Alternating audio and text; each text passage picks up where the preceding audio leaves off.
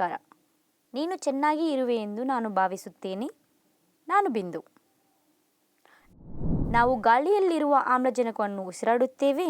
ಜೀವಿಗಳು ಅದು ಇಲ್ಲದೆ ಬದುಕಲು ಸಾಧ್ಯವಿಲ್ಲ. ನಾವು ಉಸಿರಾಡುವಾಗ ನಾವು ಇಂಗಾಲದ ಡೈಆಕ್ಸೈಡ್ ಅನ್ನು ಹೊರಹಾಕುತ್ತೇವೆ.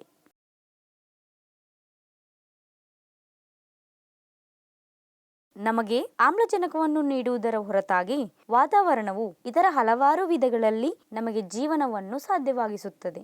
ಉದಾಹರಣೆಗೆ, ಸೂರ್ಯನ ಹಾನಿಕಾರಕ ಕಿರಣಗಳು ನಮ್ಮನ್ನು ತಲುಪದಂತೆ ತಡೆಯುತ್ತದೆ.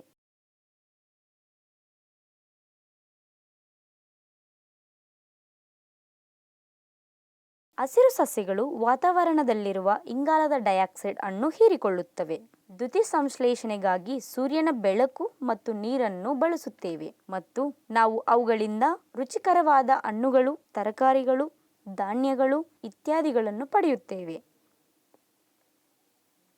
ನಾವು ನಮಗೆ ಬದುಕಲು ಬೇಕಾದ ಪ್ರೋಟೀನ್, ಕಾರ್ಬೋಹೈಡ್ರೇಟ್, ಸಕ್ಕರೆ, ಕೊಬ್ಬು, ಖನಿಜಗಳು ಮತ್ತು ಇತರ ಪೋಷಕಾಂಶಗಳನ್ನು ನೀಡುತ್ತವೆ.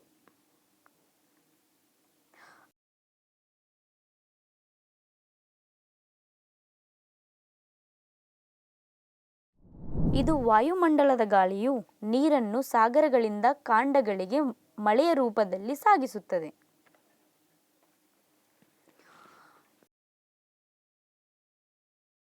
ಹಾಗಾಗಿ ವಾತಾವರಣವಿಲ್ಲದೆ ನಾವು ವಿವಿಧ ರೀತಿಯ ಬೆಳೆಗಳನ್ನು ಬೆಳೆಯಲು ಸಾಧ್ಯವಾಗುವುದಿಲ್ಲ. ತಂಪುಗೊಳಿಸುವ ಮಾನ್ಸೂನ್ ಮಳೆ, ಪರಿಮಳಯುಕ್ತ ಹೂವುಗಳ ಪರಿಮಳವನ್ನು ನಾವು ಆನಂದಿಸಲು ಸಾಧ್ಯವಾಗುವುದಿಲ್ಲ. ವಾತಾವರಣದ ಅನುಪಸ್ಥಿತಿಯಲ್ಲಿ ಗಾಳಿ ಇಲ್ಲದಿರುವುದರಿಂದ ಸುಂದರವಾದ ಗಾಳಿಪಟಗಳನ್ನು ಹಾರಿಸಲು ಸಾಧ್ಯವಾಗುವುದಿಲ್ಲ. ಪಕ್ಷಿಗಳು ಆಕಾಶದಲ್ಲಿ ಹಾರುವುದಿಲ್ಲ ಅಥವಾ ಹಾರುವುದಿಲ್ಲ. ಧ್ವಜಗಳು ಹಾರಾಡುತ್ತಿರಲಿಲ್ಲ.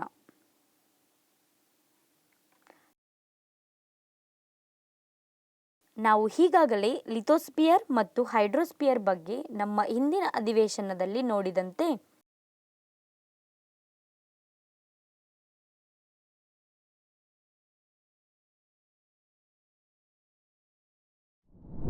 ನಾವು ಈಗ 9ನೇ ತರಗತಿಯ ಸಾಮಾಜಿಕ ಅಧ್ಯಯನದಿಂದ ವಾತಾವರಣದ ಬಗ್ಗೆ ಚರ್ಚಿಸೋಣ ಮತ್ತು ಕಲಿಯೋಣ. ಕಲಿಕೆಯ ಫಲಿತಾಂಶಗಳು. ಈ ವಿಡಿಯೋದಲ್ಲಿ ನೀವು ತಿಳಿದುಕೊಳ್ಳಲು ಸಾಧ್ಯವಾಗುತ್ತದೆ: ವಾತಾವರಣದ ಬಗ್ಗೆ, ವಾತಾವರಣದ ರಚನೆ, ವಾತಾವರಣದ ಪದರಗಳು, ಸಾಂದ್ರತೆ ಮತ್ತು ತಾಪಮಾನದ ಆಧಾರದ ಮೇಲೆ. ವಾತಾವರಣ ಭೂಮಿಯ ಅಥವಾ ಇನ್ನೊಂದು ಗ್ರಹದ ಸುತ್ತಲಿನ ಅನಿಲಗಳ ಹೊದಿಕೆ.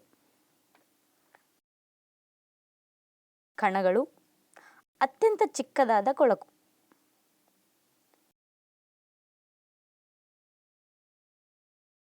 ಭಿನ್ನಜಾತಿ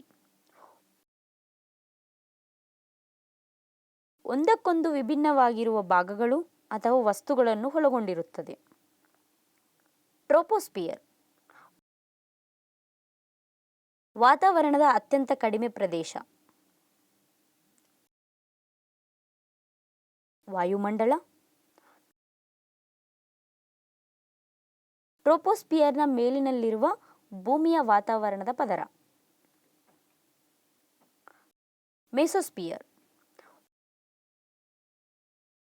ವಾಯುಮಂಡಲದ ಮೇಲೆ ಮತ್ತು ಉಷ್ಣಗೋಳದ ಕೆಳಗೆ ಭೂಮಿಯ ವಾತಾವರಣದ ಪ್ರದೇಶ. ಥರ್ಮೋಸ್ಫಿಯರ್ ಮೆಸೋಸ್ಫಿಯರ್ ಮೇಲಿನ ವಾತಾವರಣದ ಪ್ರದೇಶ. ಎಕ್ಸೋಸ್ಫಿಯರ್ ಗ್ರಹದ ವಾತಾವರಣದ ಅತ್ಯಂತ ಹೊರಗಿನ ಪ್ರದೇಶ. ಪರಿಕಲ್ಪನೆಯ ನಕ್ಷೆಯನ್ನು ಗಮನಿಸಿ.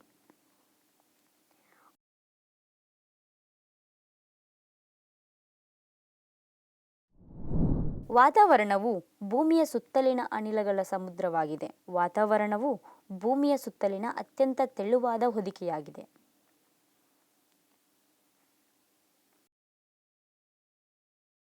ನ್ಯಾಷನಲ್ ಏರೋನಾಟಿಕ್ಸ್ ಮತ್ತು ಸ್ಪೇಸ್ ಅಡ್ಮಿನಿಸ್ಟ್ರೇಷನ್ ನಾಸಾ ಯುಎಸ್ಎಯ ಬಾಹ್ಯಾಕಾಶ ಸಂಸ್ಥೆ ಈ ವಿತರಣೆಯನ್ನು ನೀಡುತ್ತದೆ. ವಾತಾವರಣವು ಸುಮಾರು 1000 ಕಿಲೋಮೀಟರ್ ದಪ್ಪವಾಗಿದೆ.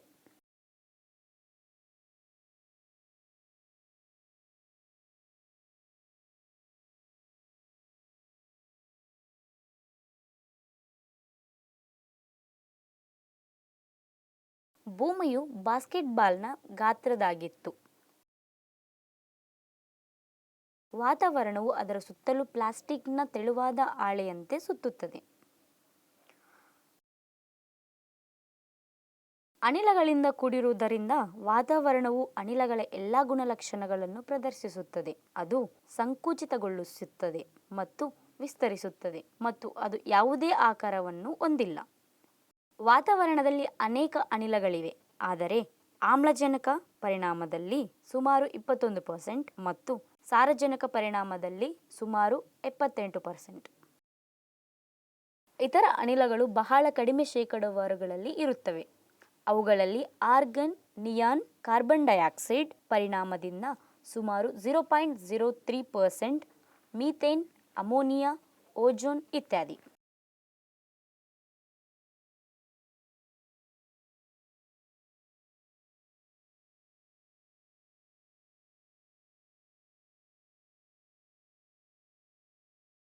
ನೀರಿನ ಆವಿಯು ವಾತಾವರಣದಲ್ಲಿ ಸುಮಾರು 0.4% ನಷ್ಟು ಪರಿಣಾಮವನ್ನು ಹೊಂದಿದೆ, ಆದರೆ ಅದರ ಹೆಚ್ಚಿನ ಭಾಗವು ಮೇಲ್ಮೈಗೆ ಹತ್ತಿರದಲ್ಲಿದೆ, ಭೂಮಿಯಿಂದ ಸುಮಾರು 6 ಕಿಲೋಮೀಟರ್ ಒಳಗೆ.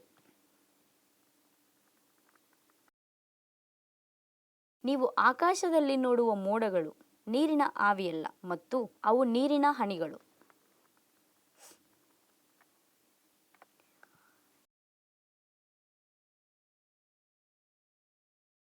ಈ ಅನಿಲಗಳ ಹೊರತಾಗಿ ವಾತಾವರಣವು ಸೂಕ್ಷ್ಮವಾದ ಧೂಳಿನ ಕಣಗಳನ್ನು ಹೊಂದಿರುತ್ತದೆ. ಅದನ್ನು ಕಣಗಳು ಎಂದು ಕರೆಯಲಾಗುತ್ತದೆ.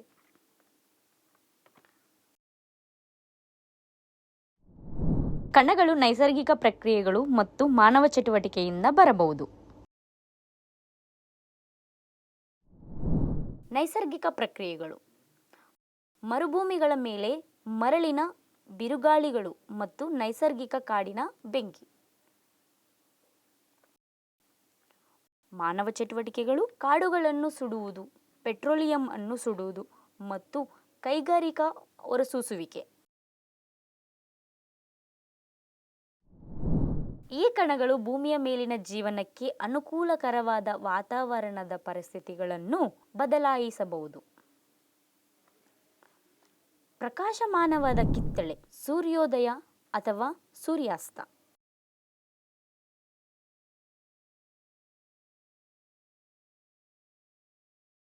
ಮಳೆ: ಕೆಲವೊಮ್ಮೆ ಈ ಕಣಗಳು ತಾಪಮಾನ ಮತ್ತು ಮಳೆಯ ಮಾದರಿಯನ್ನು ಬದಲಾಯಿಸುವ ಮೂಲಕ ಸಮಸ್ಯೆಗಳನ್ನು ಉಂಟುಮಾಡಬಹುದು.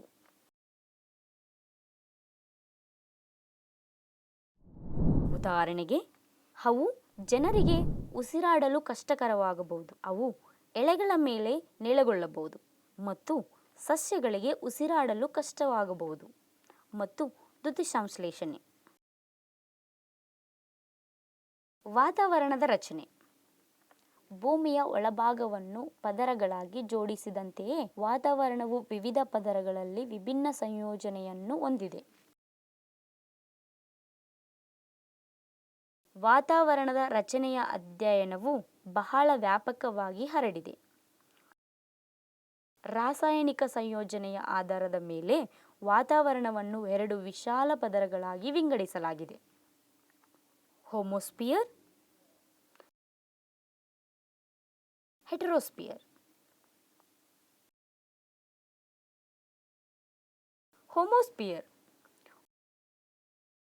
ಹೋಮೋಸ್ಪಿಯರ್ 90 ಕಿಲೋಮೀಟರ್ ಎತ್ತರದವರೆಗೆ ವಿಸ್ತರಿಸುತ್ತದೆ. ಇದು 3 ಪದರಗಳನ್ನು ಒಳಗೊಂಡಿದೆ: ಟ್ರೋಪೋಸ್ಪಿಯರ್, ಸ್ಟ್ರಾಟೋಸ್ಪಿಯರ್ ಮತ್ತು ಮೆಸೋಸ್ಪಿಯರ್. ಇದು ಸಾರಜನಕ, ಆಮ್ಲಜನಕ, ಆರ್ಗನ್ ಮತ್ತು ಕಾರ್ಬನ್ ಡೈಆಕ್ಸೈಡ್ನಂತಹ ಅನಿಲಗಳ ಸಂಯೋಜನೆಯಲ್ಲಿ ಏಕರೂಪತೆಯಿಂದ ರೂಪಿಸಲ್ಪಟ್ಟಿದೆ. ಹೆಟೆರೋಸ್ಪಿಯರ್: ಹೋಮೋಸ್ಪಿಯರ್ನ 90 ಕಿಲೋಮೀಟರ್ ಮೇಲಿನ ಪದರವನ್ನು ಹೆಟೆರೋಸ್ಪಿಯರ್ ಎಂದು ಕರೆಯಲಾಗುತ್ತದೆ.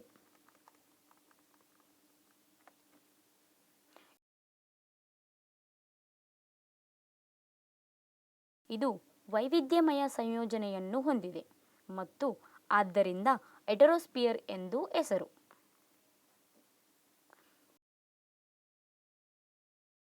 ಇದು ಥರ್ಮೋಸ್ಫಿಯರ್ ಮತ್ತು ಎಕ್ಸೋಸ್ಫಿಯರ್ ಎಂಬ ಎರಡು ಪದರಗಳನ್ನು ಹೊಂದಿದೆ.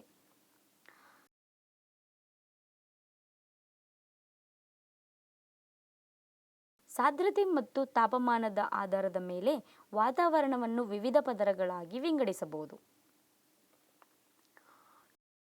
ಟ್ರೋಪೋಸ್ಫಿಯರ್. ಟ್ರೋಪೋಸ್ಫಿಯರ್ ವಾತಾವರಣದ ಅತ್ಯಂತ ಕೆಳಭಾಗದ ಪದರವಾಗಿದೆ. ಅದರ ಸರಾಸರಿ ಎತ್ತರ 198 ಕಿಲೋಮೀಟರ್ ಮತ್ತು ಧ್ರುವಗಳ ಬಳಿ 8 ಕಿಲೋಮೀಟರ್ ಎತ್ತರಕ್ಕೆ ಮತ್ತು ಸಮಭಾಜಕದಲ್ಲಿ ಸುಮಾರು 18 ಕಿಲೋಮೀಟರ್ ಎತ್ತರಕ್ಕೆ ವಿಸ್ತರಿಸುತ್ತದೆ.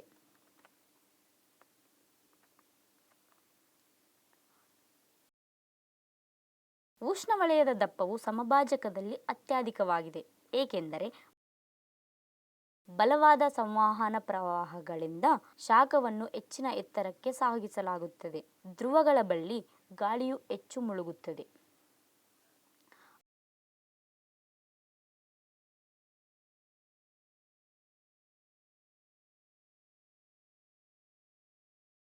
ಅದು ವಾತಾವರಣದ ಒಟ್ಟು ಅನಿಲ ದ್ರವ್ಯರಾಶಿಯ ಸುಮಾರು 75% ಮತ್ತು ಪ್ರಾಯೋಗಿಕವಾಗಿ ಎಲ್ಲ ತೇವಾಂಶ ಮತ್ತು ಧೂಳಿನ ಕಣಗಳನ್ನು ಹೊಂದಿರುತ್ತದೆ.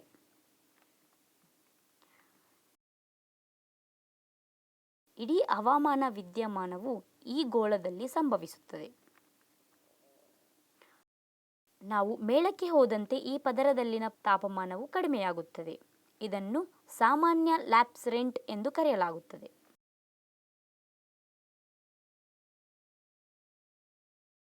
ಘನೀಕರಣ, ಆವಿಯಾಗುವಿಕೆ, ಮಳೆ, ಚಂಡಮಾರುತಗಳು ಇತ್ಯಾದಿಗಳು ಈ ಪದರದಲ್ಲಿ ಸಂಭವಿಸುತ್ತವೆ. ವಾಯುಮಂಡಲ. ಈ ಪದರವು 50 ಕಿಲೋಮೀಟರ್ ಎತ್ತರದವರೆಗೆ ವಿಸ್ತರಿಸುತ್ತದೆ.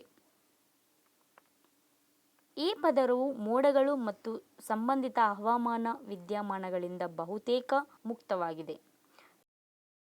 ಇದು ಹಾರುವ ಜೆಟ್ ವಿಮಾನಗಳಿಗೆ ಪರಿಸ್ಥಿತಿಯನ್ನು ಹೆಚ್ಚು ಸೂಕ್ತವಾಗಿದೆ. ವಾಯುಮಂಡಲದ ಒಂದು ಪ್ರಮುಖ ಲಕ್ಷಣವೆಂದರೆ ಅದು ಓಜೋನ್ ಪದರವನ್ನು ಹೊಂದಿದೆ.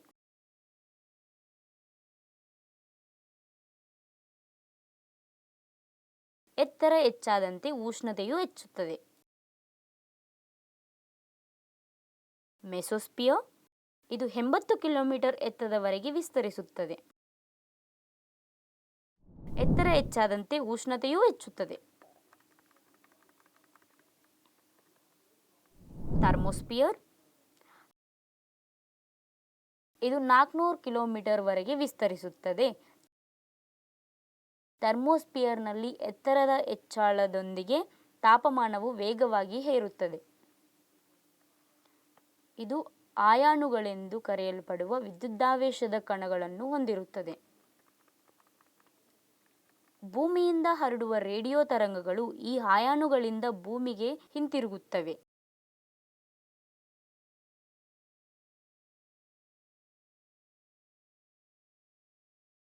ಇದನ್ನು ಅಯಾನುಗೋಳ ಎಂದು ಕರೆಯುತ್ತಾರೆ. ಎಕ್ಸೋಸ್ಫಿಯರ್. ಇದು ವಾತಾವರಣದ ಅತ್ಯಂತ ಮೇಲಿನ ಪದರವಾಗಿದೆ. ಇದು ಅತ್ಯುನ್ನತ ಪದರವಾಗಿದೆ. ಒತ್ತಡದ ಪಟ್ಟಿಗಳು ಮತ್ತು ಗ್ರಹಗಳ ಮಾರುತಗಳು.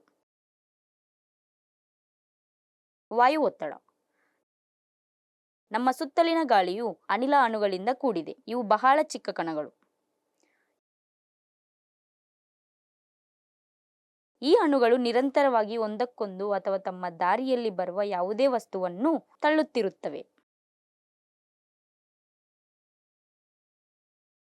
ಯಾವುದೇ ವಸ್ತುವಿನ ಮೇಲೆ ಅವರು ಒಟ್ಟಿಗೆ ಬೀರುವ ಈ ಪುಶ್ ಪರಿಣಾಮವನ್ನು ಗಾಳಿಯ ಒತ್ತಡ ಎಂದು ನಿವಾರಿಸಲಾಗಿದೆ.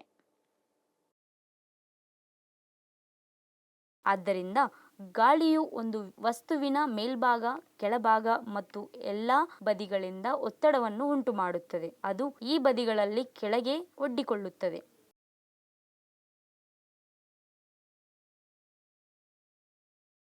ಹೆಚ್ಚಿನ ಅಣುಗಳು ಇದ್ದಲ್ಲಿ ಗಾಳಿಯ ಒತ್ತಡವು ಹೆಚ್ಚಾಗುತ್ತದೆ. ಅದು ಸಾಮಾನ್ಯವಾಗಿ ಭೂಮಿಯ ಮೇಲ್ಮೈಯಲ್ಲಿ ಸಂಭವಿಸುತ್ತದೆ. ಭೂಮಿಯು ತನ್ನ ಗುರುತ್ವಾಕರ್ಷಣೆಯ ಕಾರಣದಿಂದಾಗಿ ಹೆಚ್ಚಿನ ಗಾಳಿಯ ಅಣುಗಳನ್ನು ತನ್ನ ಮೇಲ್ಮೈಗೆ ಎಳೆಯುತ್ತದೆ.